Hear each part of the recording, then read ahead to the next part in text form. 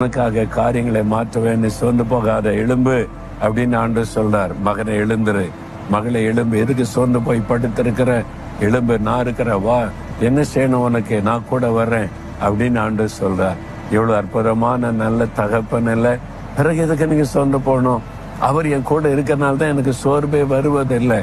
சோர்வு வரும், ஆனா நான் அதை மேற்கொள்ளுகிறேன். அது என்னை மடங்கடிப்பதில்லை, அது என்னை வீழ்த்தி விடுவதில்லை, என்னை முடக்கி போட்டு விடுவது இல்லை. உடனே ஆண்டவர் சொல்லுவார், நான் இருக்கிற, சோர்ந்து போகாத. அவர் கூட இருந்தா சோர்வு மேற்கொள்ளாது, நாம் சோர்வை மேற்கொள்ளுவோம். ஆண்டவர் சொல்றார், நான் இருக்கிற உனக்கு என்று சொல்லி. இப்ப சொல்லுங்க, ஆண்டவரே நீங்க எனக்கு இருக்கிறீங்க, என் சோர்வெல்லாம் மாற்றுவீங்க, என்னை சோர்ந்து போக விட மாட்டீங்க. இந்த சோர்வு என்னை முடக்கி போட்டு விட முடியாது. பொல்லாத பிசாசு கொண்டு வருகிற சோர்வின் ஆயுதங்கள் இயேசுவின் நாமத்தில் முறிக்கப்பட்டு போகட்டும். இயேசுவின் நாமத்தில் ஆமேன், ஆமேன்.